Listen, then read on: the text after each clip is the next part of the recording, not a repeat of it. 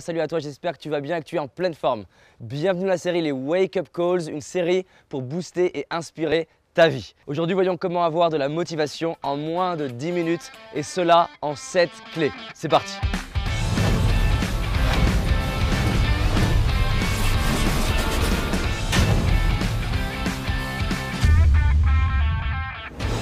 Alors on a tous besoin de davantage de motivation, que ce soit pour candidater pour un job de nos rêves, que ce soit pour oser aborder cette femme, cet homme qui nous inspire, que ce soit pour aller au bout de nos projets, que ce soit pour garder la motivation et aller terminer ce truc qu'on n'a pas envie réellement de terminer, mais on a envie de le terminer. On a besoin de motivation aussi pour réaliser nos rêves, pour accomplir de grandes choses.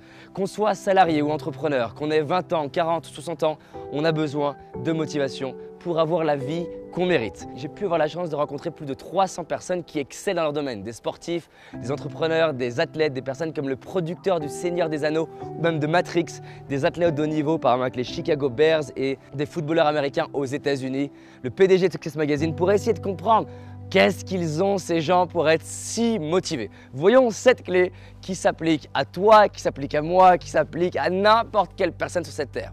Clé numéro 1.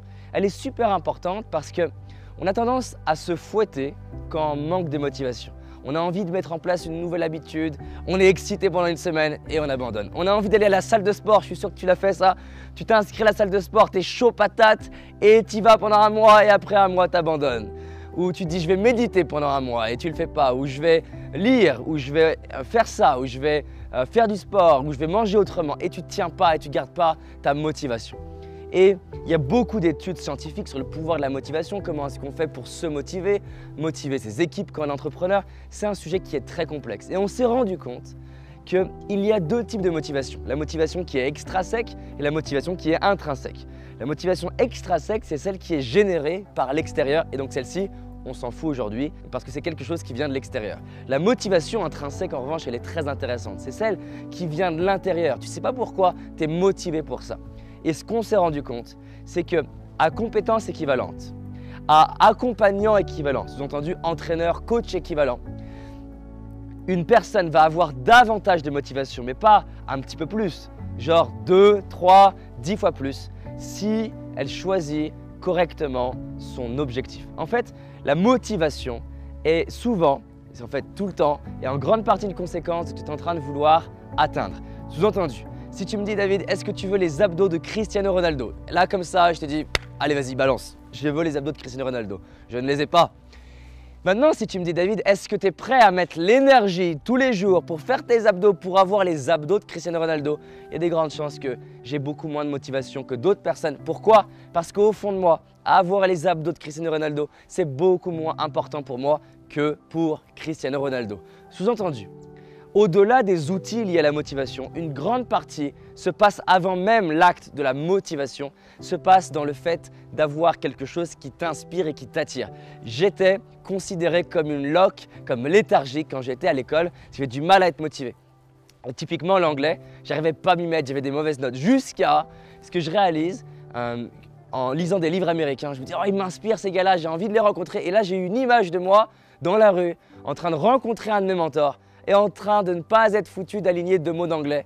Et là, j'ai commencé à me dire, ok, ça m'inspire de pouvoir parler anglais avec mes mentors si je les croise dans la rue. Et j'ai pu rencontrer 80% des gens qui m'inspiraient, que j'avais mis sur une liste de papier un jour. Et là, d'un coup, ça devenait un objectif qui m'inspirait et donc par conséquence, j'ai été motivé. Conclusion de cette histoire. Si tu cours après des rêves qui ne sont pas les tiens, la Ferrari et que tu t'en fous au fond, la grande maison et tu t'en fous au fond, la reconnaissance et tu t'en fous au fond, tu vas naturellement être démotivé et te dire que tu as un problème. Alors qu'en fait, la démotivation est une excellente nouvelle, est un cadeau pour te ramener à des objectifs qui sont importants pour toi. Donc la motivation est à la fois un outil, mais aussi un indicateur pour te montrer que peut-être tu es en train d'aller vers le mauvais objectif. Aujourd'hui, faire des vidéos qui inspirent un maximum de personnes, on a dépassé les 300 000 abonnés quand je fais cette vidéo. C'est un truc de dingue, j'aurais jamais imaginé. J'étais mal de ma peau, timide, suicidaire, avec plein de maladies régulièrement. Waouh! Mais ça m'inspire un truc de fou. J'ai tellement galéré dans mon enfance que l'idée d'inspirer ne serait-ce qu'une personne, ça me donne la patate. Et ça me fait me lever à 4 h du matin pour faire des vidéos et avoir la bonne lumière, par exemple. La deuxième technique pour avoir plus de motivation, c'est le fait de t'aider par tout un tas d'outils extérieurs qui font office de rappel. Parce que des fois, c'est pas qu'on a un problème, c'est juste qu'on oublie. Tu te dis, ah, je vais aller méditer tous les jours. Et en fait, tu es dans ton quotidien avec tes amis, tes colocataires, ta femme, tes enfants. Et en fait, tu penses à autre chose, tu es dans ta routine, tu es programmé depuis plusieurs mois ou années. Et en fait, c'est pas que tu manques de motivation, c'est que tu n'y penses même pas.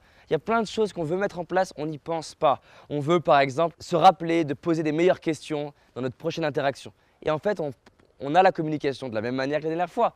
Et donc, la clé là, c'est de mettre un système en place qui fait que ça te rappelle des post-it, un fond d'écran, un défi avec un binôme. Il y a plein de choses. Dans les formations que j'ai créées, typiquement, j'accompagne l'entraîner pour réussir. J'accompagne les personnes à mettre en place toute une organisation et même je crée des binômes au sein de la formation et des trinômes pour que les personnes, elles n'aient pas le choix que d'aller au bout. Ça, c'est un indispensable.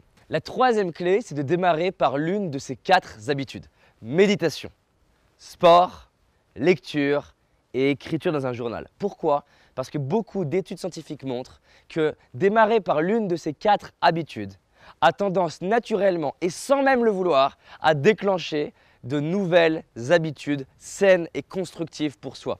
Ça veut dire quoi? C'est que souvent une personne qui se met à faire du sport, naturellement elle a envie du coup de mieux s'habiller, naturellement elle a envie d'apprendre à mieux communiquer. Une personne qui se met à méditer, elle a d'un coup envie de mieux s'alimenter. Une personne qui s'alimente mieux, elle a envie de faire du sport ou vice versa. On s'est rendu compte que ces 4 habitudes, quand tu démarres par celle-ci, tu as envie de faire d'autres choses. Et donc des fois, le secret, c'est de mettre de côté un peu ton projet, démarrer par l'une de ces 4 habitudes et ça va créer un cercle vertueux où tu vas avoir la patate. La 4e, c'est le pré-mortem. Alors le pré-mortem, c'est quoi? Ça vient à la base d'un concept policier et qui vient de l'idée du post-mortem. Le post-mortem, c'est quoi?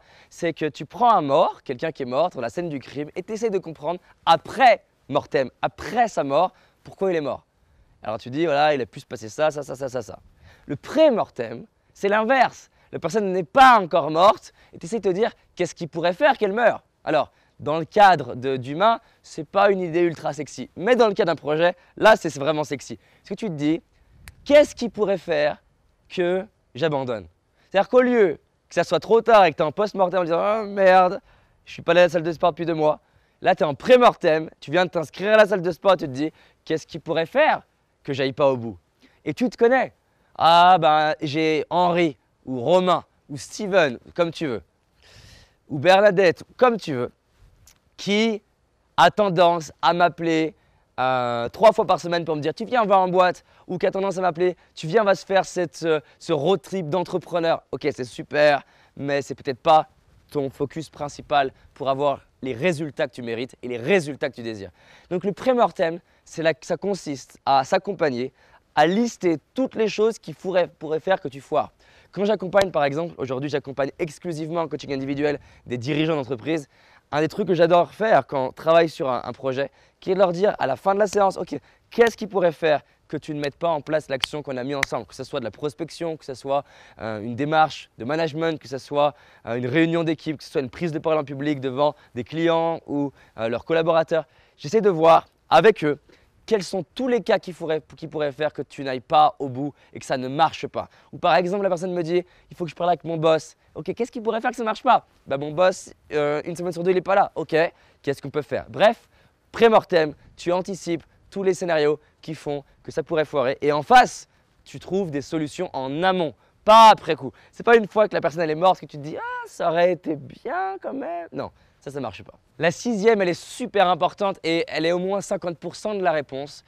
On a tendance à vouloir osciller entre 2 extrêmes. La dépendance, et donc tu dépends des gens.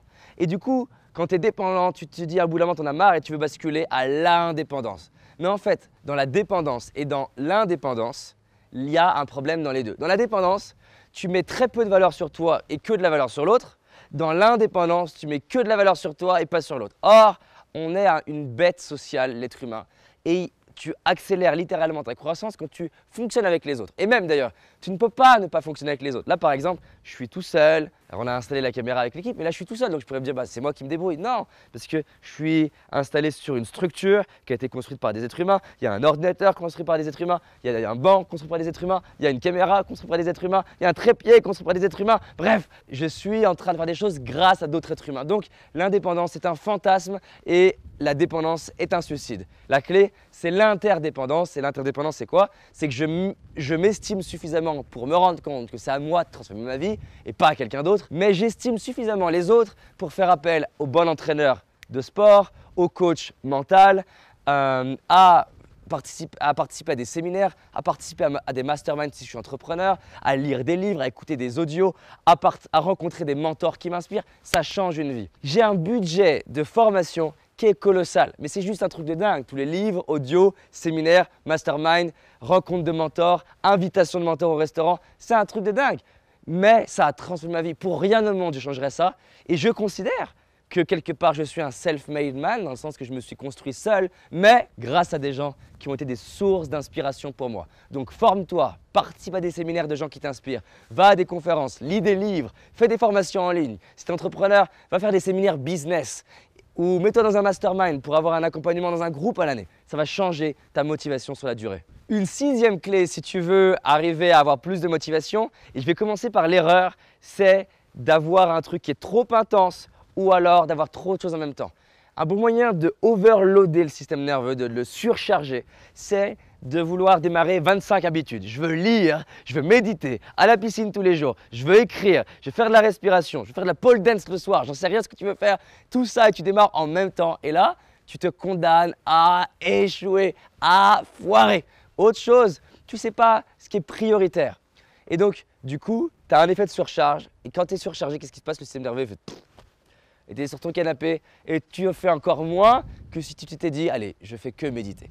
Et donc, la clé, c'est ça. La clé, c'est se connaître, savoir qu'est-ce qui est digeste et se dire, ok, je démarre par la méditation, ou je démarre par le sport, ou je démarre par l'application, je sais pas, 5 minutes workout, ou je démarre par une vidéo quotidienne d'un jeune homme, David Laroche, qui est vraiment super, je te le conseille. La septième clé, et celle-ci, elle est super importante, et j'hésite même à la dire, parce qu'il y a des grandes chances de la banaliser, tellement elle paraît évidente, et pourtant elle change une vie. Et aujourd'hui, des personnes me payent en coaching pour des fois faire juste ça. Enfin, ils ne me payent pas pour ça, mais moi je fais juste ça, et ils me remercient pour avoir fait juste ça. C'est le fait de faire une grande liste de pourquoi. Ce qui se passe, c'est qu'on sait aujourd'hui, et je me souviens plus du nom du scientifique, les neurones qui s'activent en même temps se connectent ensemble. Sous-entendu, ton cerveau est une machine à faire des liens. Il fait que ça. C'est ce qui fait que par exemple, si tu te fais attaquer 3 fois par un chat, petit par exemple, tu crées un ancrage et tu as peur des chats, ton système a créé un lien, chat égale douleur, chat égale danger. Et ce n'est pas rationnel, c'est juste un lien émotionnel. Et donc, c'est important pour créer de la motivation d'avoir des liens émotionnels. Je m'explique. Si par exemple, tu veux avoir davantage de motivation pour écrire ton livre tous les jours ou pour préparer cette réunion business que tu as et que tu as du mal, si tu as du mal, c'est lié qu'à une seule chose et je vais revenir en début. C'est que le projet que tu as choisi ne te motive pas complètement. Mais je vais ajouter quelque chose. Parfois, le projet nous motive, mais la manière dont on l'aborde ne nous motive pas vraiment. Et dans ces cas-là, ça veut dire que je ne vois pas assez de liens émotionnels entre ce que j'ai envie de faire et ce qui est important pour moi. Par exemple, imaginons que ce qui est le plus important pour toi, c'est tes enfants. Et que là, tu es en train de vouloir écrire un livre. Si dans ton cerveau, tu n'as pas eu un choc émotionnel, un impact émotionnel fort, gravé, écrire un livre égale impacter mes enfants, il y a peu de chances que tu écrives le livre. Mais si, en coaching, là par exemple tous les deux, je te demande en boucle, pourquoi c'est indispensable que tu ailles au bout de ton livre pour ta fille, pour ton fils, et que je recommence, jusqu'à ce que tu aies les larmes aux yeux, jusqu'à ce que tu sois pris au tripes, jusqu'à ce que tu te dises mais en fait c'est plus possible. Et là d'ailleurs je vais en profiter, non pas pour pouvoir te questionner parce que j'ai pas tes réponses, mais juste pour peut-être appuyer là-dessus. Réaliser tes rêves, c'est pas juste pour toi. Réaliser tes rêves, c'est pour ta femme. Ça va inspirer ta femme que tu réalises tes rêves ou ton mari. Réaliser tes rêves ou te dépasser ou aller faire du sport ou arrêter de fumer ou peut-être devenir végétarien ou peut-être je sais pas quoi, ça va impacter des gens. Même pas seulement pour le projet lui-même, mais par le fait que tu oses faire des choses importantes pour toi. Voyager, créer ton entreprise, je sais pas ce qui est important pour toi. Si tu oses faire ça, tu vas impacter peut-être tes collègues de travail. Peu importe qui tu vas impacter, c'est de réaliser que ce que tu vas faire là, ça va impacter ta vie à plein de niveaux. Peut-être que tu vas être fier de toi, peut-être que tu auras une belle histoire à raconter dans 10 ans. Peut-être que ça va générer des opportunités business. Il s'agit d'aller au-delà de la peur et au-delà de « ah, je manque de motivation » et de se dire « non, non, réaliser mes rêves, c'est pour moi, c'est aussi pour les gens que j'aime. Réaliser mes rêves, c'est pour moi, mais c'est aussi pour l'enfant que j'étais, le petit garçon, la petite fille que j'étais. Réaliser mes rêves, c'est aussi pour honorer mes parents qui m'ont donné vie. Réaliser mes rêves, c'est aussi pour, par exemple, mes mentors qui ont cru en moi, mon entraîneur, mes professeurs, mon grand-père, ma grand-mère, des gens qui ont dit « waouh, David, il a du potentiel, tu as du potentiel », c'est les honorer. Bref. Je termine avec mon petit speech, je suis chaud quand je parle de ça, mais c'est important parce qu'on se retrouve trop d'excuses et je me suis trop raconté d'excuses. Ah, c'est dur. Oui, c'est dur. Mais il s'agit d'arrêter de se raconter des excuses.